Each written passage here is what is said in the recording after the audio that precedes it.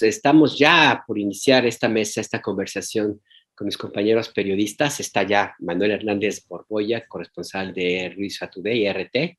Esperamos que Jesús Cervantes logre conectarse en algún momento. Tiene problemas en la comunicación por internet. Parece que es algo que nos está persiguiendo. Ya ve usted que con Ana Jacobi también tuvimos este problema, se interrumpió la comunicación, ya no se pudo.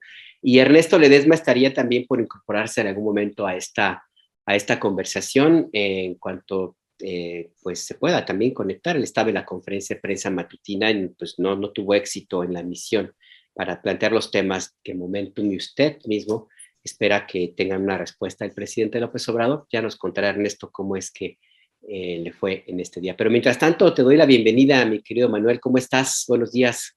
Hola, ¿qué tal, Alberto? Buenos días. ¿Cómo estás? Un saludo para ti y para toda la audiencia.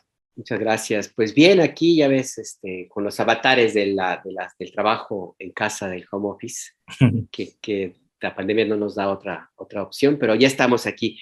Pues mientras entre lo que se conecta a Jesús Cervantes, que ojalá pueda hacerlo y llega Ernesto, ¿qué te parece si empezamos con este tema, la convocatoria para la conversación contigo, con Jesús, es sobre la comparecencia ayer de Marcelo Ebrard, entre otros temas, en el Senado de la República? El canciller estuvo en el Senado para responder las preguntas de los legisladores y claro, uno de los temas fue evidentemente la crisis migratoria que se vive ahora mismo en México y que tiene como protagonistas a una oleada de miles de ciudadanos de Haití, de personas migrantes de Haití, que tenían ya varios años viviendo en el sur de América Latina, muchos en Chile, muchos en Brasil, en Argentina hay pocos, y que de unos meses para acá tomaron la determinación de emprender ruta hacia el norte. Y bueno, pues están aquí en México, han sido muy visibilizados por los medios, la mayoría de los medios en este país, que de nuevo algunos de estos medios pues, han encontrado como una hecatombe, como la gran crisis inédita y que quién sabe qué tantas cosas. Y olvidan que este fenómeno en México existe desde hace décadas. Nada más no hay que olvidar que en los años 2000 hubo un repunte de hasta 600,000 personas que se supo, cruzaron la frontera sur de Chiapas y Guatemala. Les hablo de 2003, 2004 más o menos. 600,000 de las que se supo, porque hubo otra cantidad importante que no se supo que cruzaron. Así es que vamos a ubicar las cosas en su justa dimensión. Pero mejor cuéntanos tú, Manuel, ¿cómo viste esta comparecencia y las respuestas del canciller?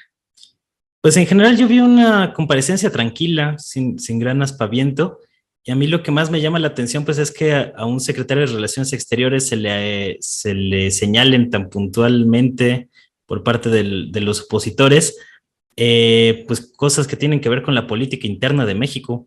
O sea, realmente el tema de la atención a los migrantes y ese rubro pues caería más en la Secretaría de Gobernación. El Instituto Nacional de Migración pues entra dentro de las competencias de la Secretaría de Gobernación, no de la Secretaría de Relaciones Exteriores. Entonces, que ese tema haya acaparado la comparecencia de ayer, pues habla de que en la oposición no encontraron mucho que señalarle al canciller Ebrard en términos de política exterior. Vimos que se juntó medio también ahí con el saludo que mandó el presidente de Estados Unidos, Joe Biden, que traía ahí indigestos algunos personajes de la derecha mexicana. Y en general, pues yo vi una comparecencia tranquila. Obviamente, pues sí, la situación migratoria, pues es, yo creo que sí es una catástrofe un tanto inusual, porque si bien es cierto que como lo comentabas, pues han estado cruzando los migrantes ya desde hace mucho tiempo, estas oleadas o estas caravanas, digamos, tan organizadas, que pues están teniendo campamentos ahí en toda la frontera norte del país, sí está generando una situación atípica que no habíamos visto antes y que sí es todo un reto. O sea, realmente es un problema para el gobierno mexicano cómo atender esta situación y cómo atender a las personas que están quedándose varadas aquí en el país, principalmente en la frontera norte del país, sin contar con los servicios adecuados para poder mantenerlos en buenas condiciones, ¿no? Estaba viendo por ahí imágenes de un puente en una ciudad fronteriza en donde miles de haitianos están ahí todos refugiándose del sol, por ejemplo. Son imágenes realmente complicadas y pues sí, o sea, a final de cuentas el tema migratorio acaparó la comparecencia de Brad en el Senado, que también pues aprovechó ahí para eh, eh, afianzar algunas de sus alianzas políticas de cara a la sucesión presidencial. Y curiosamente, pues parece que el tema este de que le achaquen el asunto migratorio al canciller de Relaciones Exteriores, pues habla del papel que también ha fungido Ebrard casi como vicepresidente del país en términos prácticos. Sí, la verdad que sí llama la atención que en el Senado hayan validado esta determinación del presidente López Obrador de quitar el área de responsabilidad en los hechos, al entonces secretaria de Gobernación, Olga Sánchez Cordero, a echarle una mirada, de atender el tema de la migración, que legalmente le corresponde a su dependencia, y se la encargó al canciller Marcelo Ebrard, y ahora mismo en el Senado correspondieron con esa realidad en los hechos, y pues le preguntaron sobre este tema en específico, lo cual también es de llamar la atención. No vi algún senador que hubiera dicho, oiga, a usted no le toca, ¿por qué le estamos preguntando esto? Pero bueno, ahí está el punto. Ya está por aquí Jesús Cervantes. ¿Cómo estás, Jesús? Qué bueno que lograste ganar la batalla al internet y estás con nosotros. Buenos días. Nada más prende tu micrófono, eso sería mejor. Ya, listo. Ahora sí. Ok, buenos días, una disculpa por la tardanza, pero sí tengo problemas con internet desde anoche y yo estaba enloquecida porque aquí anoche hubo una reunión a las 12 de la noche extraordinaria del Congreso local, porque traen un problema aquí local muy, muy interesante y no me podía conectar porque mi internet empezó a fallar onda 10, 11 de la noche. Y ahorita, bueno, pues estoy por el celular, ¿no? Que finalmente logré conectarme. Qué bueno, Jesús. El tema es migración, la comparecencia de Marcelo Ebrard ayer en el Senado, y lo que comentaba Manuel y yo coincidía, pues que legalmente no le toca al canciller ver estos temas, pero pues ya está ahí como si fuera un elemento más para el poder político que acumula. Entonces, hay un video en la comparecencia, pero primero, Jesús, tu primera evaluación sobre este punto, por favor. Bueno, alcancé a escuchar lo último de Manuel, con lo cual yo estoy totalmente de acuerdo con él, con esta extraña permisibilidad que le dio el presidente Andrés Manuel López Obrador a Marcelo Ebrard desde el inicio de la administración, nombrándolo como una especie de vicepresidente de la República, ¿no? Donde le encarga todos los casos más controvertidos. Y recordemos que la administración de Andrés Manuel inicia justamente con esta caravana, ¿no? Que le heredó Enrique Peña Nieto, que por ahí de octubre empieza a reorganizarse, octubre del 18, y que incluso recuerdo que se le habían atribuido que le estaba organizando Donald Trump porque venían las elecciones y todo esto, pero bueno, ahí el gran operador fue finalmente Marcelo Ebrard, ¿no? Cuando efectivamente a Olga Sánchez Cordero la dejan a un lado, la Secretaría de Gobernación finalmente termina siendo un florero en estos 3 años, ¿no? Y es Marcelo Ebrard el que asume esas funciones. A mí lo que me llama la atención es que Andrés Manuel no solamente empezó con un gabinete de nombre, de renombre, de impacto, pero además de eso, permite esta acción de Marcelo. Yo creí que al igual que quitó a Olga Sánchez y trajo a Augusto, a Dan Augusto, su paisano de Tabasco y su equipo de trabajo desde los años 90, pues pensé que iba a entregarle ya toda el área de migración, pero estamos viendo que sigue a la cabeza Marcelo Ebrard. Pero también me llamó mucho la atención esta parte de Ricardo Monreal, ¿no? Porque Ricardo Monreal fue como muy políticamente correcto, digamos, ¿no? donde habla de que es un gran político, un gran operador, cuando todos sabemos que están en competencia los dos por la gubernatura, por la candidatura a la presidencia de la República, pero bueno, también hubo por ahí una reunión previa con Sheinbaum, ¿no? Y Ricardo Monreal. Pero sí, llama muchísimo la atención. Y también lo que tú dices, Najar, ¿cómo es posible que ningún senador, teniéndolo en charola de plata, le haya dicho que le haya pedido explicaciones de con base en qué, o qué ley, qué reglamento, hubo un decreto presidencial de facto o qué, o cómo fue que se le otorgaron todas estas funciones que no le corresponden a la Secretaría? Y bueno, ya ni hablemos de las vacunas y el salvador del mundo, ¿no? Con los afganos, que ya lo hemos comentado en otros momentos. Sí, parece que en el Senado también le dieron el tratamiento de vicepresidente de facto a Marcelo Ebrard, por la forma como se dio esta comparecencia, como tú decías, tranquila, habrá que verlo, pero para que tengamos más claro de qué hablamos, vamos a ver este video que preparó la producción de Momentum, si les parece, y regresamos a comentar. Claro que sí. A esta fecha, 64.378 personas han solicitado refugio en México. Debo decir que las imágenes a las que hace alusión el senador Álvarez y Casa indignan a todas y a todos, empezando por el de La Voz y los compañeros de Gabinete de Seguridad y por los mandos del Gobierno de México. No debemos permitir por ningún motivo que se violen derechos humanos. Y por lo tanto se han suspendido y se solicitó al Instituto Nacional de Migración, por conducto de la Secretaría de Gobernación, que se suspendiera y se investigara y sancionara a quienes cometan atropellos a los derechos humanos. Eso nunca va a ser justificable. ¿Cuál es la política? Ofrecerles refugio. ¿Cuál es la política? Que si se van a sentar en México hagamos un proceso de transición. ¿Con quién estamos trabajando? ACNUR y otras instituciones. Ahora, hay otro flujo que es más estructural, que proviene de Centroamérica y va hacia Estados Unidos. ¿Cuál es la razón? Bueno, además de la obviedad de la diferencia de ingresos.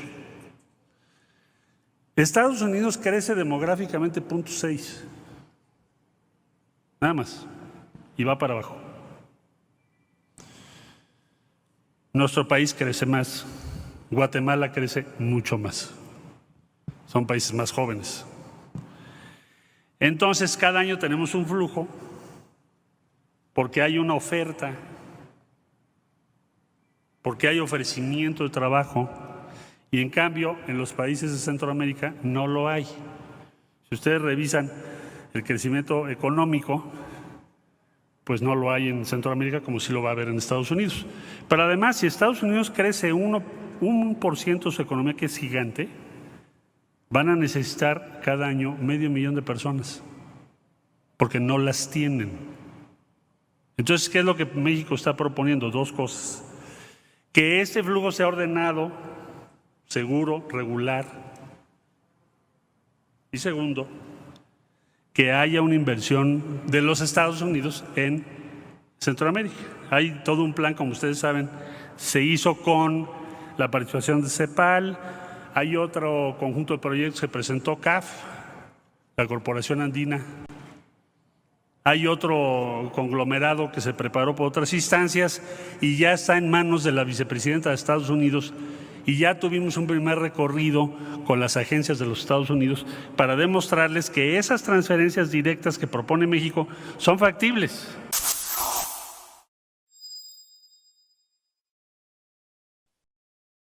Me llama la atención el planteamiento que hace el canciller Marcelo Ebrard, Manuel, en el sentido de que el índice de crecimiento poblacional de Estados Unidos, como el de otros países que se les considera de primer mundo, como Europa, la demografía les está empezando ya a cobrar la factura, es decir, crecen a un menor ritmo del que tienen otros países.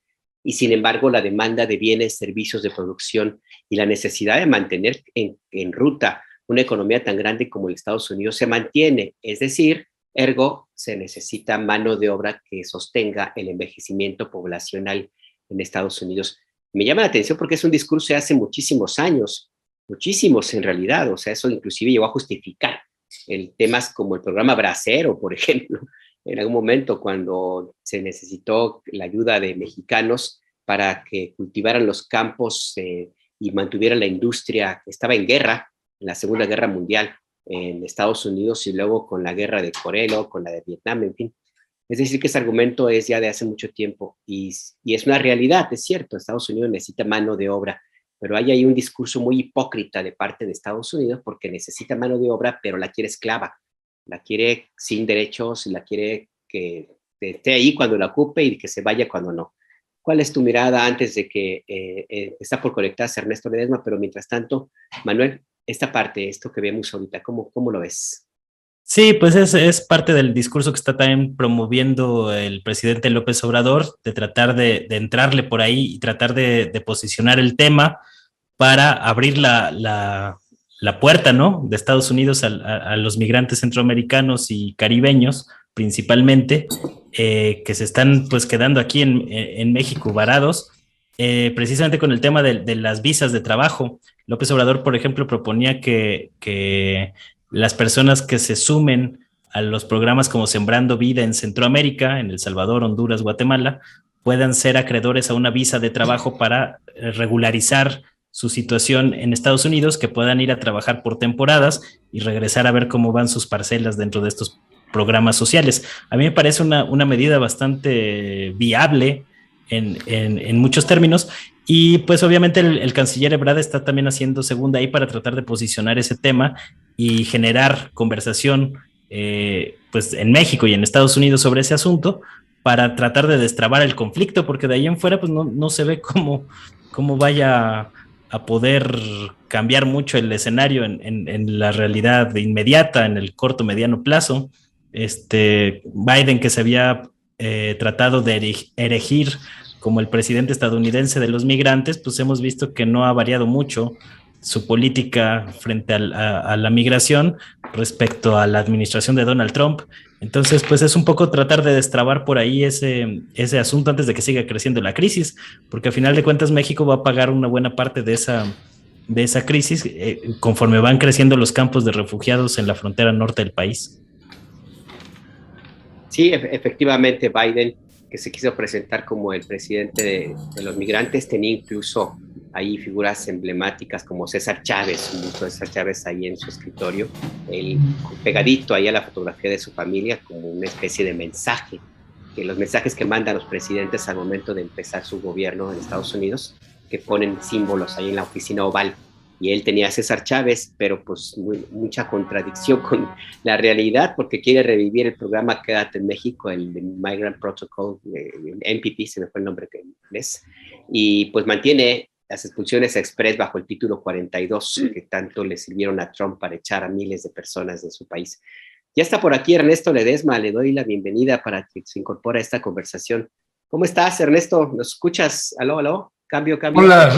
Hola, buenos días, mi querido Alberto, Jesús, Manuel, buenos días, gracias, pues ya aquí de regreso, ahora sí que regresando de una evasión más del presidente Andrés Manuel López Obrador. En realidad desde que inició el sexenio, pues nunca me había evadido tantas veces como en esta ocasión, así nada más me brinca y se va y se viene aquí, se viene acá. En fin, pues como sabe, de los 3 temas que llevamos, uno sí lo sabe, los otros 2 no, pero con ese que sabe, pues es suficiente para que pues más bien se esté dando ahí los brinquitos. En fin, ya veremos mañana, qué sucede. Creo que sigue siendo un asunto ahí, Jesús, a Manuel, pues que tiene que explicar los criterios. De hecho, mañana también, independientemente de las preguntas, pues le voy a preguntar eso. ¿Cuáles son los criterios que tiene para seleccionar a los periodistas? Porque en estas 5 veces que he ido, mañana será la 6ª, ha elegido a un periodista, por ejemplo, en 3 ocasiones a un mismo periodista, o hoy que eligió al de TV Azteca, que no había ido y de pronto va y cuál es el criterio, que es un medio poderoso, que es TV Azteca, o sea, cuál es el criterio, pues me parece que no estamos pidiendo tratos de exclusividades, o simplemente pues que haya un mayor equilibrio, ¿no? Son temas que uno lleva que tienen que ver con situaciones de poblaciones en extrema vulnerabilidad, y pues no es que uno nada más va ahí a preguntar qué opina de, o sino va uno a presentar datos duros, testimonios, audios, cosas que pues están pasando en el lugar y que la gente está colgada de un vilo con el alma, pues angustiada, desesperada. Y bueno, pues es esto, ¿no? Hay gente que luego nos critica, dice, bueno, ¿y qué quieres? ¿Un trato preferencial? O no, simplemente algo más equilibrado, y me parece que en esta ocasión pues no lo está haciendo pues con nosotros particularmente, ¿no? Pero pues así pasa cuando sucede. Mi querido Manuel, mi querida Jesús, no sé si ya pasaron el primer video, Alberto. Ya pasamos este video de la comparecencia de Marcelo Ebrard y le correspondía el turno a Jesús Cervantes de comentar un poco sobre esto que escuchamos y vimos. Jesús, ¿si te parece? No, y además Jesús, que está en frontera, qué mejor que escucharla. Jesús, cuéntanos. Hola, Ernesto. A ver, bueno, primero nosotros no hemos tenido esta segunda ola de migrantes, ha estado más bien en Acuña. La primera sí estuvo aquí, llegaron a Tijuana. Los que están aquí son que ya tienen dos años, ¿no? Varados en la ciudad de Tijuana, y que han decidido incluso incorporarse ya a la vida fronteriza en Mexicali también. Pero hablaba Ernesto de algo que comentó Marcelo Ebrard en su comparecencia, que tiene que ver con la situación demográfica, ¿no? Y bueno, independientemente de ese discurso, la realidad es que Estados Unidos no quiere, los norteamericanos no quieren hacer el trabajo rudo, ¿no? Ni el trabajo de campo, ni el trabajo de construcción.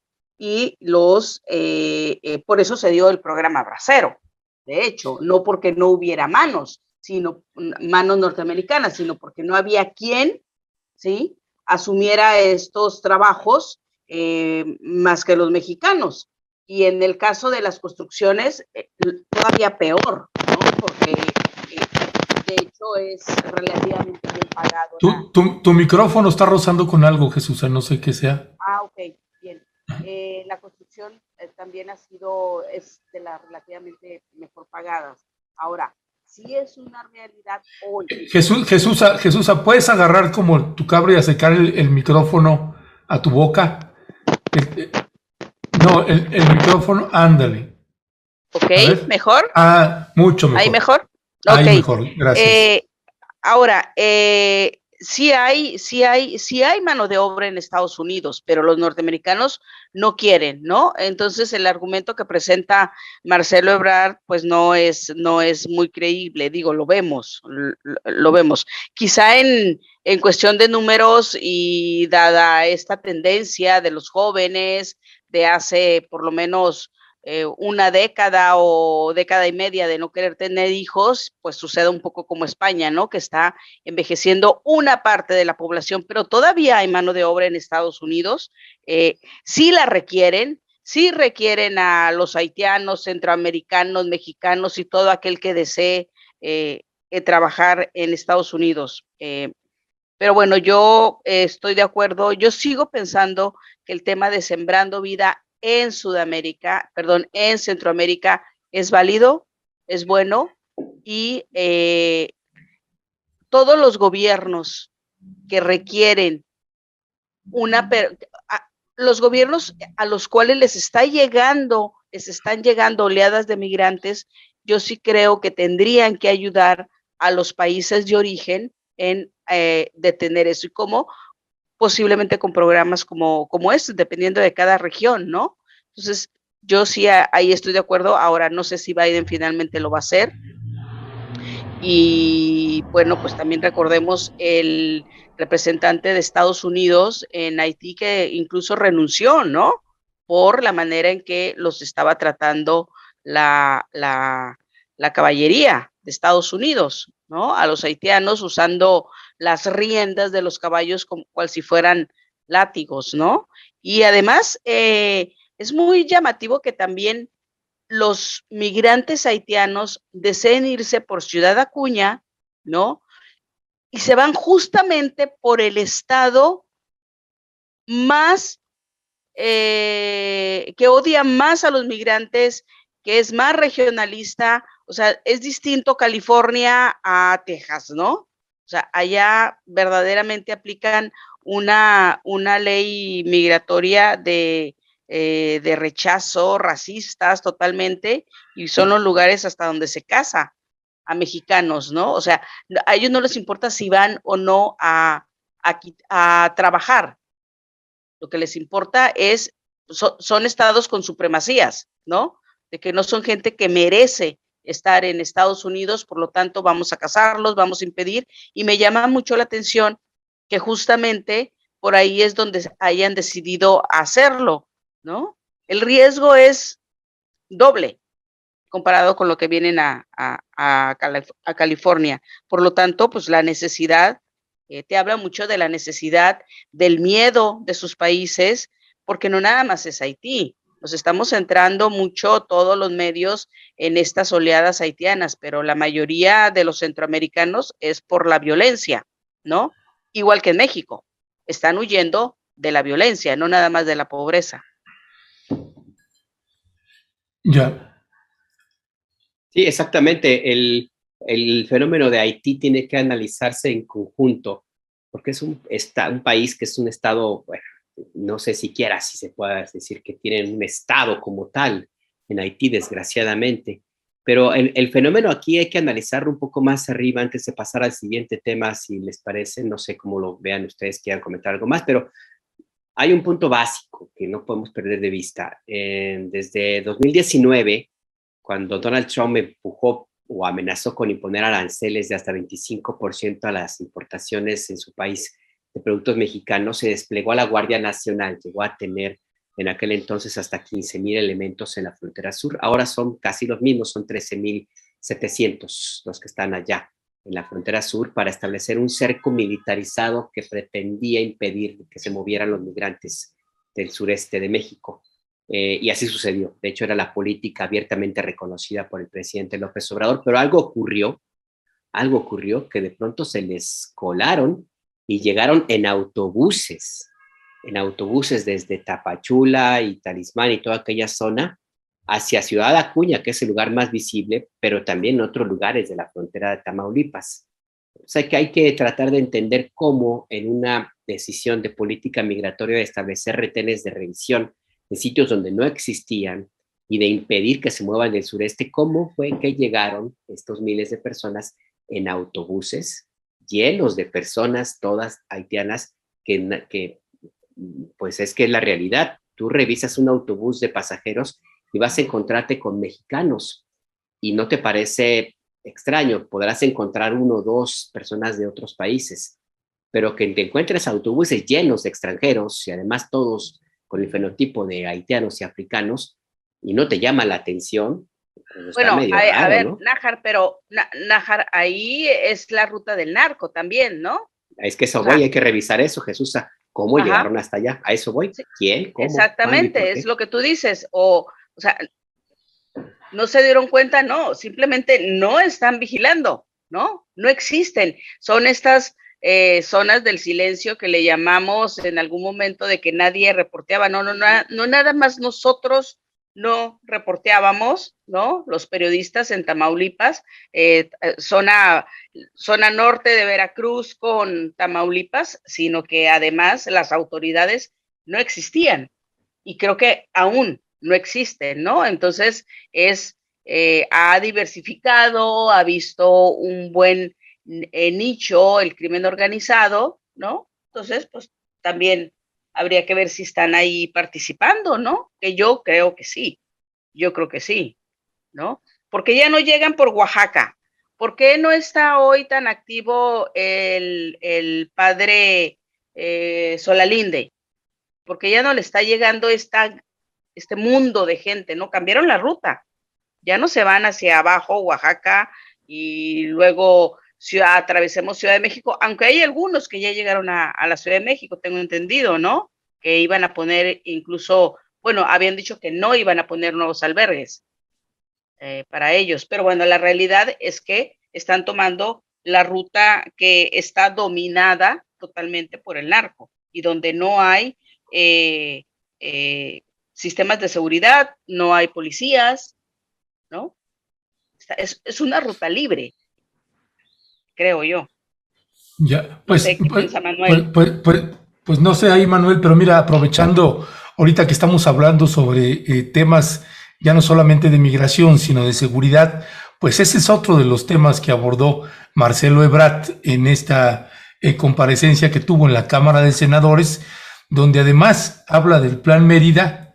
Así que vamos a escuchar a Marcelo Ebrard y regresamos contigo, Manuel.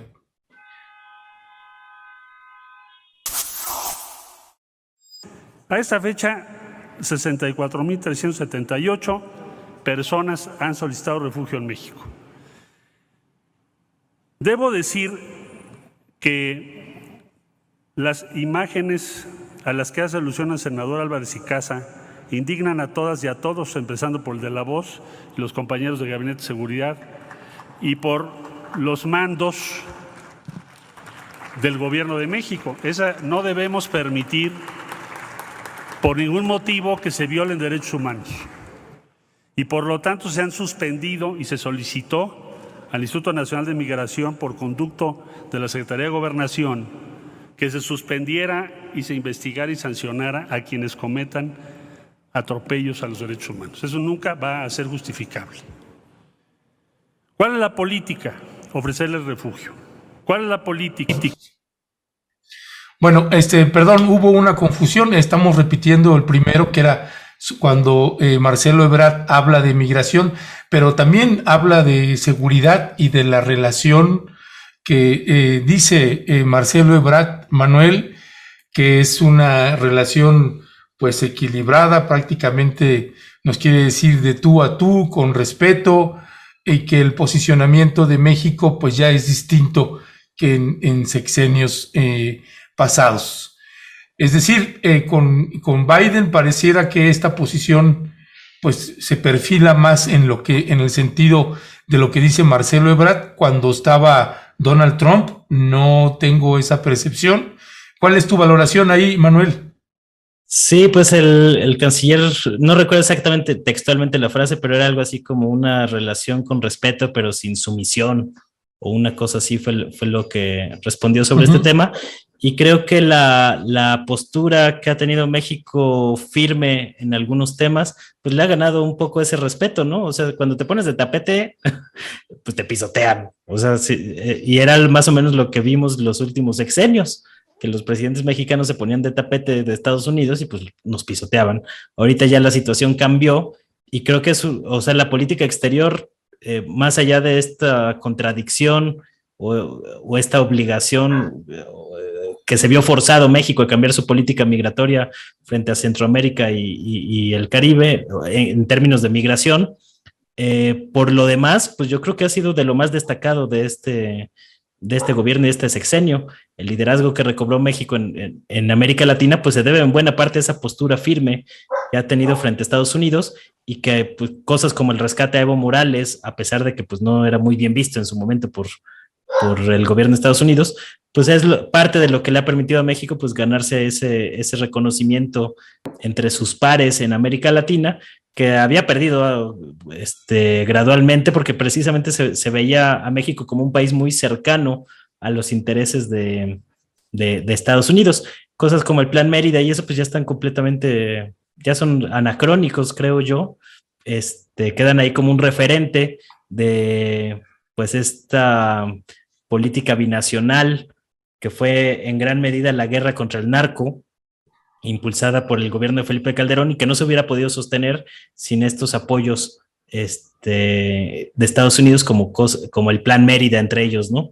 Entonces creo que eso es uno de los grandes aciertos de esta administración de López Obrador, a pesar de que pues tiene sus problemas, sus asegúnes, sus contradicciones, y que en general pues yo veo que hay una buena relación entre México y Estados Unidos. A lo mejor no es la excelente o no es así la relación perfecta, pero tampoco tendría por qué serlo. Entonces yo creo que ha sabido pintar su raya el gobierno de la Cuarta Transformación, y pues eso le ha ganado cierto respeto en Estados Unidos. O sea, ahora sí que como te pones, te tratan.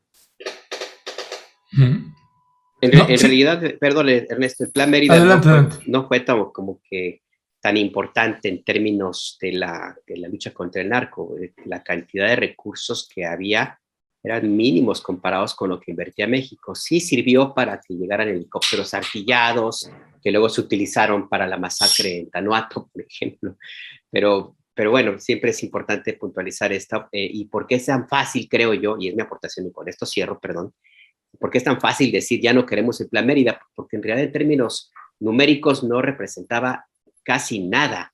México está poniendo los muertos y miles y miles y miles de millones de dólares. Estados Unidos mete unos cuantos cientos de millones de dólares, él consume toda la cantidad que quieran de drogas, y con el Plan Mérida tiene una puerta abierta a la supervisión directísima del Congreso de Estados Unidos, donde pulula de todo. Ya, close, ya. No te apures. ¿Está el video por ahí, Leonardo? Ok, ahora sí lo vemos, por favor. Hay una relación buena, pero no sumisa. No sumisa. Hay una relación buena, pero basada en el respeto. ¿Por qué digo en el respeto? Bueno, vamos al diálogo económico de alto nivel a Washington, pero ahora el diálogo de alto nivel de seguridad pues será en México. Eso en cuanto a la sede. Pero en cuanto al contenido, México ha dicho, estas son las prioridades que te propongo en materia de seguridad. No podemos seguir haciendo lo mismo porque vamos a tener los mismos resultados negativos. Tenemos que hacer algo distinto. Aquí está la propuesta de México. Estados Unidos la revisó, la estudió y vienen ahora a darnos la respuesta. Vamos a trabajar horas para pasar de la iniciativa Mérida al entendimiento México. ¿Por qué es un entendimiento? Pues porque los dos países hemos propuesto cosas distintas y hemos llegado a un punto de entendimiento. Mientras dure ese entendimiento, la cooperación será fácil, factible. ¿En qué se basa? Respeto mutuo. ¿Qué es respeto mutuo? ¿Es un memorándum? No, pues en México ya hicimos el Congreso de la Unión una ley que regula la estancia y obligaciones de los agentes extranjeros en México. Ya no es un memorándum, es una ley vigente. ¿Se acuerdan cómo se dijo que era muy difícil, que iba a dar para atrás? Esa ley está vigente y la están cumpliendo los Estados Unidos. Fue un acierto de nuestro Congreso. Una vez estipulado así, y que la base de la relación es el respeto, entonces sí puede haber cooperación. Pero lo que no puede haber es cooperación asimétrica. Bueno, la cooperación asimétrica, Jesús, pues siempre ha estado. ¿Identificas que sí hay un viraje en la administración del presidente López Obrador en esta relación que hay con los Estados Unidos, con estos planteamientos y señalamientos que hace Marcelo Ebrard? No, eso sin duda, y recordemos incluso la última, la denuncia, ¿no? Por la introducción de armas, la denuncia contra las empresas, que fue justamente este año que se interpuso en México ante Estados Unidos, ¿no? Pero además, esta última parte de la que habla Marcelo de las organizaciones, la CIA, la DEA, etcétera, ¿no? Todas estas que habían estado justamente en el sexenio de Felipe Calderón, se instalaron aquí, ¿no? Sin autorización, y recuerdo que fue precisamente en proceso donde se reveló, no recuerdo si fue Jorge Carrasco junto con Esquivel, el corresponsal en Estados Unidos, no recuerdo bien cuál de los dos, o si fueron los dos, que revelaron incluso dónde estaban trabajando, dónde tenían sus oficinas, ¿no? Y bueno, ahora Andrés Manuel les dijo, o sea, van a trabajar bajo autorización, ¿no? Porque hacían y deshacían, y tenemos todas estas detenciones de los grandes capos, ¿no? Que se dieron durante Felipe Calderón y durante Peña Nieto, y siempre tenía que andar reporteando los medios si habían estado por delante las organizaciones norteamericanas, ¿no? Y descubrías que sí, que la participación y quien llevaba la batuta eran realmente ellos, y quienes daban acompañamiento, un simple acompañamiento, eran las policías mexicanas, la Policía Federal en su momento, ¿no?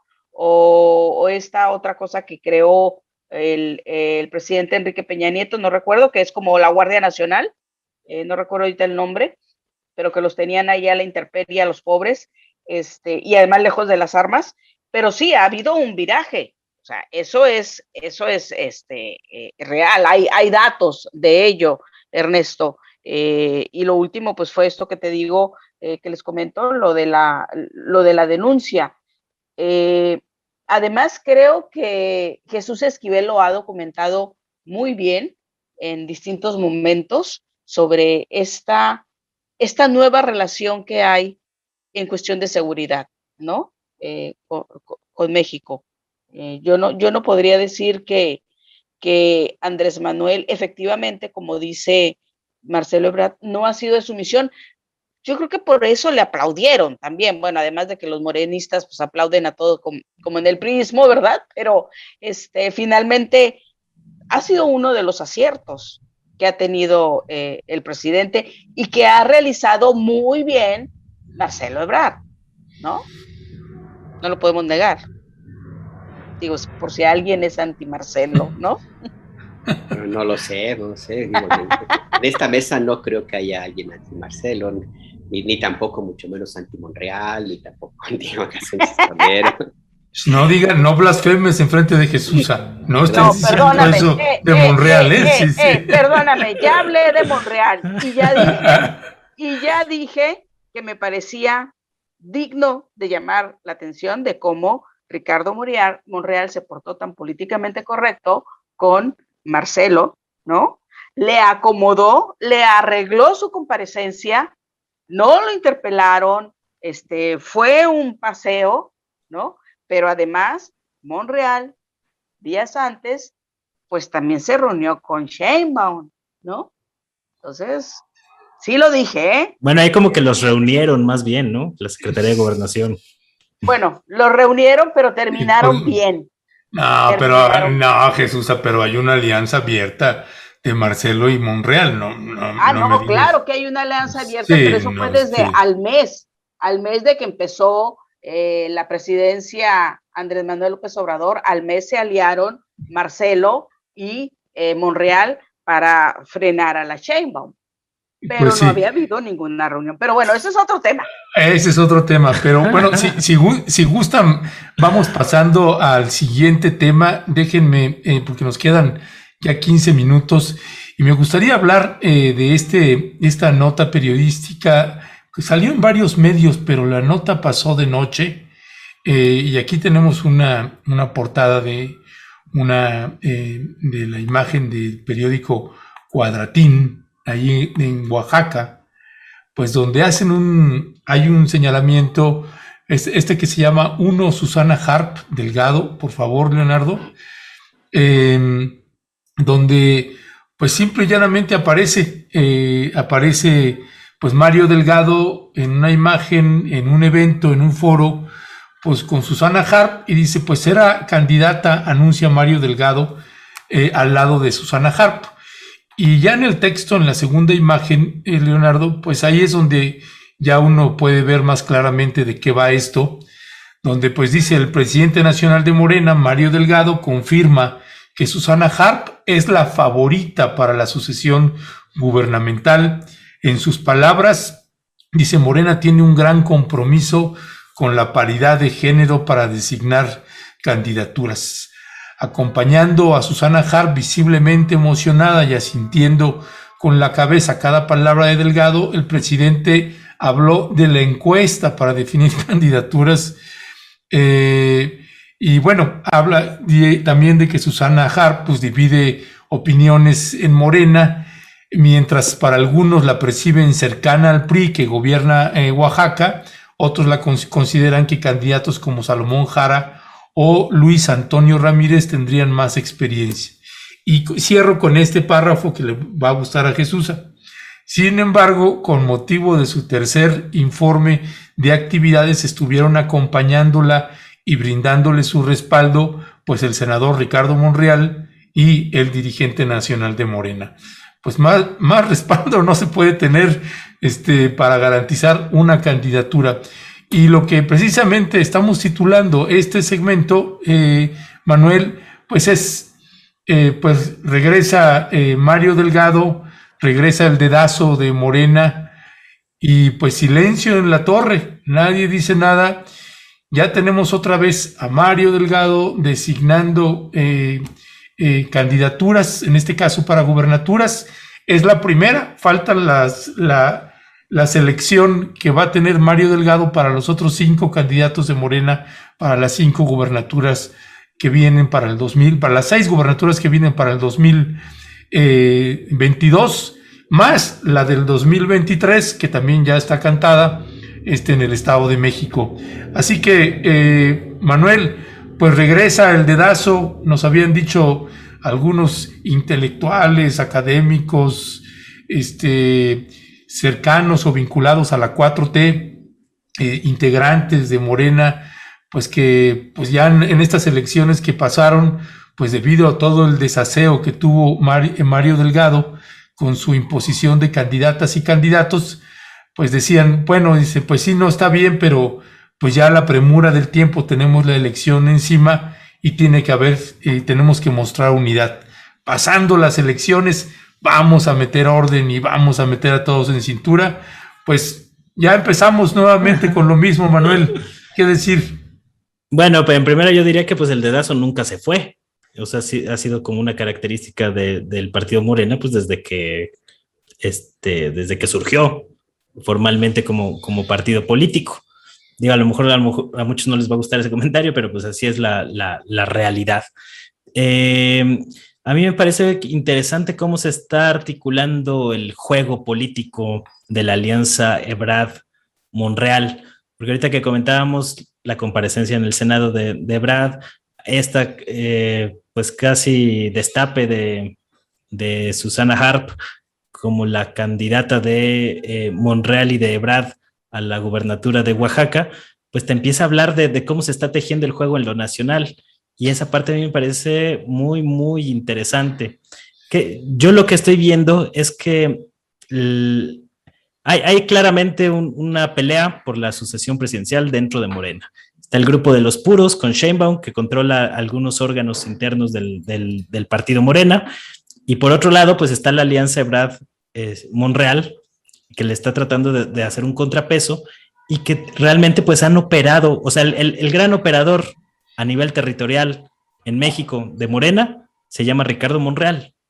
De hecho, cuentan que durante las campañas intermedias, pues ahí por donde Mario Delgado iba pasando haciendo desastre, con designaciones y demás, inmediatamente después pasaba Ricardo Monreal a arreglar los desbarajustes que habían quedado por ahí, ¿no?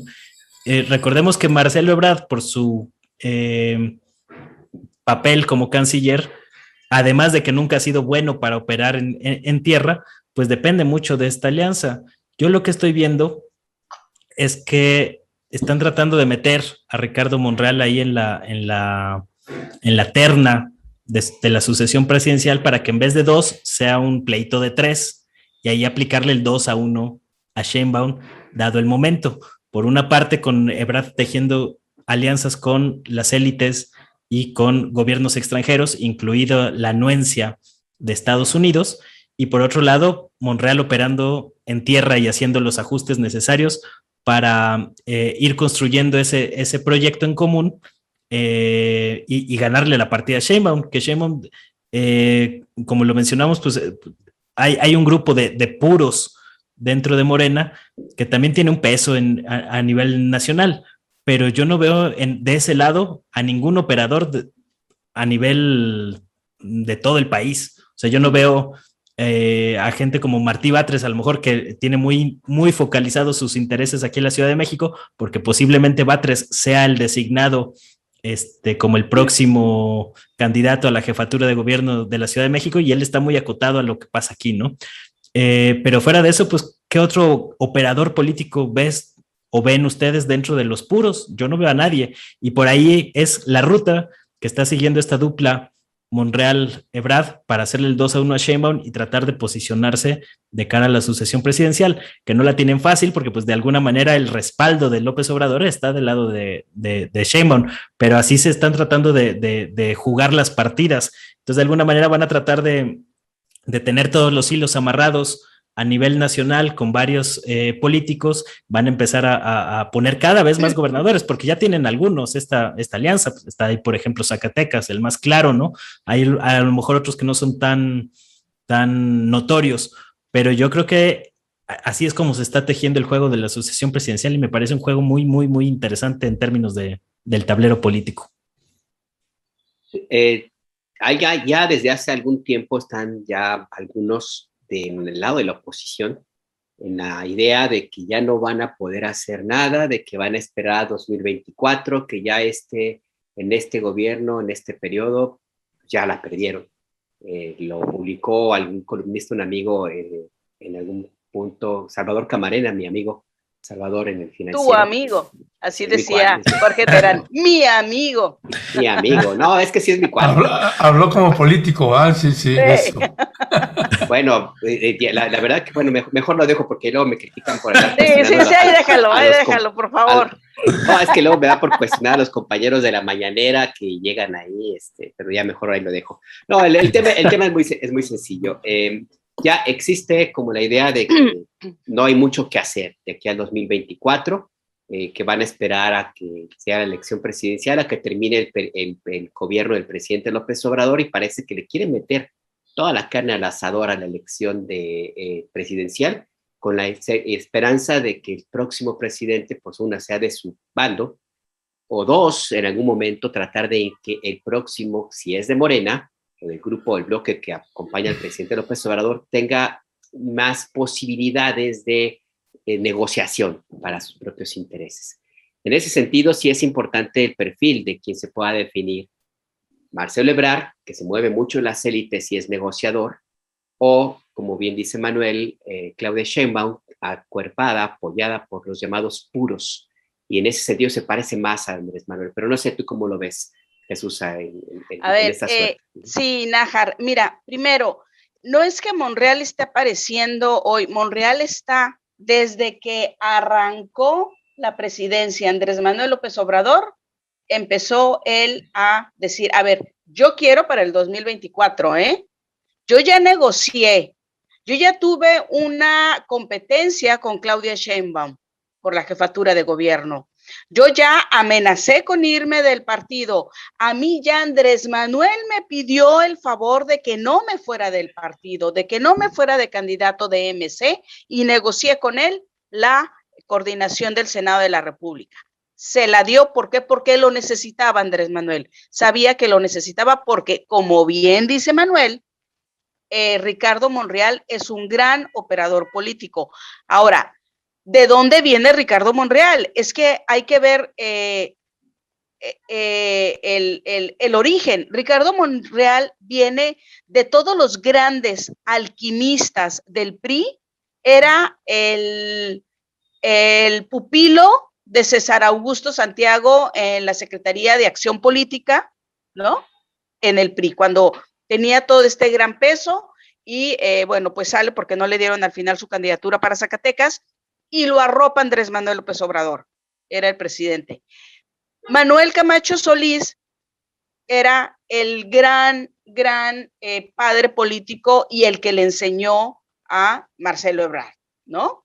Un gigante, la verdad. Manuel Camacho Solís era buenísimo y era el que le solucionaba todos los problemas, así como dice Manuel, que del desastre que hacen en aquel tiempo, el desastre que hacían todos los líderes sindicales, pues lo iba barriendo Manuel Camacho Solís cuando llegaban al Zócalo y siempre se lo limpiaba para que el día del grito el señor Carlos Salinas de Gortari se luciera, ¿no?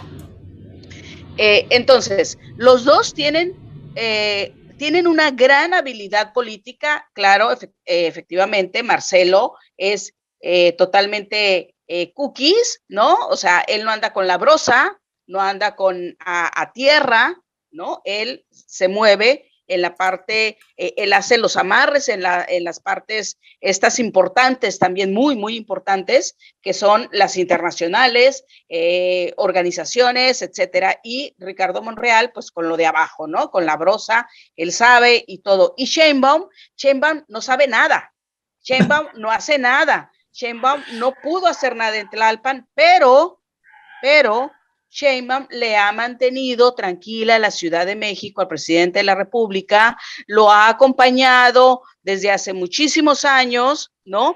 Mucho más, que ha estado más cercana al presidente que el propio Marcelo Ebrard, ¿no? Aunque ambos estuvieron en su jefatura de gobierno, ¿no? Pero Sheinbaum, el hecho de tener ahí más a su marido en ese tiempo, que era uno de los hombres muy, muy cercanos a Andrés Manuel López Obrador, pues finalmente le pasó la estafeta cuando le debe el gran favor Andrés Manuel López Obrador a Sheinbaum de los famosos videos, ¿sí? ¿A quién se echaron? Al esposo de Sheinbaum, a Imas, cuando salen aquellos videos. ¿Quién se retiró? El esposo de Sheinbaum, ¿no? De hecho, a ella ni la conocíamos porque hizo un trabajo medianamente cuando estuvo en la jefatura de gobierno con Marcelo Ebrard, ¿no? Ahí sí estuvo en el área de vialidad, creo, medio ambiente, algo así. Medio ambiente, entonces sí hizo un trabajo relativamente bueno, pero sacrificaron a su marido, o sea, se la debe, a final de cuentas, Andrés Manuel a Sheinbaum, porque fue la familia, la pareja la que puso la cara cuando todo lo de los videos, ¿ok? Entonces, sigue siendo la más cercana, ¿ok? Pero Ricardo Monreal, recordemos que Ricardo Monreal se quedó con el operador de la Cámara de Diputados, el que manejaba los recursos, después de que lo quitaron, después de que Mario Delgado lo quita de la Cámara de Diputados, lo arropa el Senado de la República y es el que maneja los recursos y es el que sabe cómo hacer que no parezcan desvíos, ¿no? Que es Farah. Farah es buenísimo en eso, ¿no? Y muy cercano a Ricardo Monreal y se convirtió en su operador, ¿ok? Entonces, ahorita... mira, esa no me la sabía y está bueno ese dato, ¿eh? Sí, esta alianza que tenemos, ¿no? Sí, es que a Farah lo quitan los puros justamente de la Cámara de Diputados. ¿Por qué? Porque es un hombre totalmente cercano a Manlio Fabio Beltrones, ¿no? ¿Por qué? Porque Manlio Fabio Beltrones, cuando estaba en la Cámara de Diputados, le ofreció a Ricardo Monreal que se quedara con lo que hoy está viviendo Ricardo Monreal, una fracción en el Senado pequeña, que eran cuando todavía no existía Morena, ¿no? Y le dice, quédate, hazte fracción, recibe dinero, ¿no? Y que sirva para tu candidatura a la delegación, a la delegación Cuauhtémoc. Finalmente, bueno, Ricardo Monreal a mí me dijo que no lo recibió, yo no puedo meter las manos por él, ¿no? Pero el que operaba toda esa parte del recurso, pues era Mauricio Farah. Uy, sale también es mi cuate, hombre, ya. No, pues qué amistades. Es que Mauricio Farah viene de la Comisión de Derechos Humanos, viene de toda esta parte de todo el grupo que logró formar Manlio Fabio Beltrones, pero finalmente cuando se queda sin chamba, después de llevar 3 legislaturas como secretario general, general de la Cámara de Diputados, pues lo jala Ricardo Monreal. Es su gran operador, ¿no? quién quiere dinero, quién, cómo le hago, qué comisiones, qué viáticos, qué se justifica, qué no se justifica, ¿no? Ese es el gran Mauricio Farah. Es muy bueno y además es una dama para relacionarse. Es como Marcelo Ebrard, es muy político. Marcelo Ebrard es una dama. Políticamente, con los internacionales, sí, con nosotros era un sangrón. Bueno. Bueno, es a lo que me refiero, ¿no? Bueno, sí. Sí, o sea, pues claro, nosotros no le caemos bien porque somos medios corrientones, ¿no? Para él se mueve en otras élites, ¿no? Pero a lo que voy es que Ricardo Monreal no es nuevo en este juego y ellos se aliaron, como vieron desde un principio que Sheinbaum era la candidata, ¿no?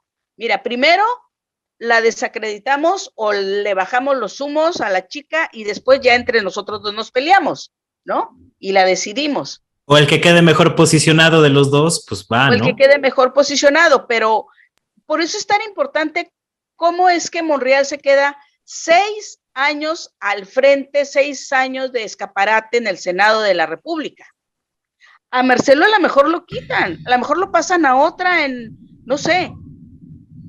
Por eso Marcelo tuvo que haber aprovechado muy bien estos primeros 3 años. Y luego Andrés Manuel cada día es más abierto con su afecto hacia Sheinbaum, ¿no? Y la otra. Pero también le da mucho juego a Marcelo. Yo lo que siento ahí, Jesús, a Manuel, Alberto, no sé, pues que yo creo que el presidente López Obrador, pues hizo un compromiso con Marcelo, lo dijo en una mañanera. Nosotros acordamos, cuando estábamos disputando quién iba a ser candidato, pues que Marcelo accedió. Claro. Accedió, o sea, hicieron un acuerdo, pues ahí. Entonces, sí, hicieron un acuerdo, pero el acuerdo fue para bajarse. Sí, para bajarse. Yo lo que estoy suponiendo ahorita es que ciertamente todos tenemos la percepción que es más cercano política e ideológicamente con Claudia Sheinbaum, el presidente López Obrador, pero pues los va a dejar, los va a colocar, no va a bloquear a uno ni al otro, y va a dejar pues que los dos vayan a ver quién despunta más, y pues Ebrard pues ya hizo una alianza muy poderosa con Ricardo Monreal. Ricardo Monreal, yo creo, él ya sabe, no tiene posibilidades de ser candidato ni de ganar una elección. Marcelo y Claudia Sheinbaum sí la tienen, así que pues no lo pues creo, si Marcelo va, que fuera candidato, estaría pues en campaña con Ricardo Monreal, y ahí tendrías a un posible presidente y un secretario de gobernación. Mira, no coincido contigo en que el presidente los va a dejar y a ver quién repunta. No, Andrés Manuel necesita que sea el próximo presidente quien siga, ¿sí?, su línea. Y Marcelo Ebrard, cuando llegó a la jefatura de gobierno, lo primero que hizo fue quitar el sello de todo lo que se llamaba Andrés Manuel López Obrador. ¿Ok? Eso lo sabe perfectamente Andrés Manuel. Ahora, de que se la debía, le debía como también le debía, así como se hizo a un lado para no fracturar todo a los seguidores rumbo a la candidatura presidencial, hizo un acuerdo con Monreal, le dijo, ok, está bien, entonces te doy la coordinación del Senado, y fue imposición. ¿Okay? Así también lo hizo con Marcelo, y que le dijo, oye, no te vayas, no nos vayamos en encuesta, no dividamos a los seguidores y déjame a mí ser el candidato. A los dos se las debe por igual. Los dos le hicieron un favor a Andrés Manuel López Obrador, pero eso no significa que los vaya a dejar. No le conviene, creo yo, a Andrés Manuel ninguno de los dos como presidente de la República. Quien le conviene es Sheinbaum porque ser más afín a su manera de realizar política o su manera de ver los programas sociales o darle continuidad, ¿no? Y Marcelo los va a cambiar, pero por supuesto que si llegara, los iba a cambiar, y Ricardo Monreal también. O sea, el nivel del ego de estos dos es tan impresionante. En cambio, la señora Sheinbaum ha navegado con esta bandera de ser una persona humilde, la gran doctora, con esta humildad y que no quiero ser protagonista, ¿no? O sea, yo creo que no los va a dejar a ver quién despunta, no, los está dejando ahorita, está viendo un desgaste, o sea, ambos llevan un desgaste de 3 años y la Sheinbaum no se ha desgastado. La Sheinbaum no ha entrado en ese juego, está tranquila. Ahora, lo de Susana Harp. Susana, antes que sí quiero comentar esto porque a mí sí me llama muchísimo la atención. ¿Quién le dio todo el juego a Susana Harp? Ricardo Monreal, efectivamente, cuando le presentó esta iniciativa para los derechos de los afrodescendientes. Ella fue la que presentó la iniciativa, ella la trabajó, la apoyó muchísimo. Bueno, pero ella venía arropada desde López Obrador. Es a lo que voy. Pero ella, independientemente de que Ricardo Monreal le haya dado todo este juego, o sea, eso, ¿de quién es sobrina? Del gran amigo beisbolero de Andrés Manuel López Obrador, pues. O sea, hay esta parte es una afinidad, ahí sí de amistad, es como, hay una coincidencia como con el verde en Chiapas. Pues, sí, ándale. Pues no sé, porque bueno, el verde no hay este juego de béisbol. Pues ya se nos acabó el tiempo, ya de hecho ya nos tomamos 8 minutos de más.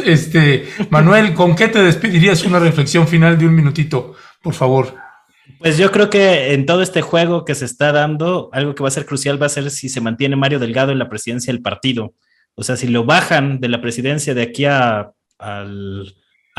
poquito antes de la sucesión presidencial, pues se podrían ahí mover las cosas. Si se mantiene Mario Delgado estos 3 años, ese va a ser un punto muy importante de la partida ganada para el bloque de Monreal y de Ebrard, precisamente por cómo se está tejiendo este asunto, ¿no? Entonces ahí va a estar muy interesante cómo se va a dar la permanencia de Mario Delgado o no, porque parecía que le había llegado el agua al cuello en las intermedias, pero ahorita yo no veo que se estén moviendo mucho los grupos para bajarlo. Entonces eso hablaría de que les están ganando la partida en términos de fichas y en términos de reparto de candidaturas y en términos de operación territorial a Sheinbaum, que digo, puede ser muy afín a López Obrador y demás, pero precisamente a veces es demasiado moderada, al borde de que pues le partieron la ciudad a la mitad precisamente por no operar políticamente, ¿no? Entonces, yo creo que por ahí le están apostando este par a irle minando ahí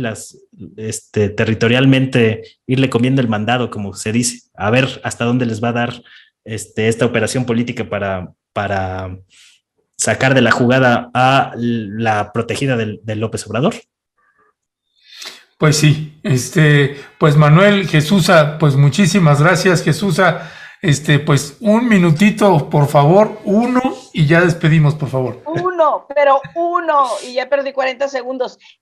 No creo que vayan a quitar a este señor Mario Delgado, es el gran operador y lo ha sido desde la administración de la jefatura de gobierno, el gran operador y que se ha comido los sapos, además, Mario Delgado, porque pues el responsable de la línea 12 de la lana y de negociar los contratos y verificar todo, pues fue él, más que Marcelo, él era el responsable, entonces a él le toca comer los sapos y a él le tocó protegerlo justamente cuando sale del país Marcelo Ebrard, entonces no creo que lo quiten, va a ser un poco difícil, ¿no?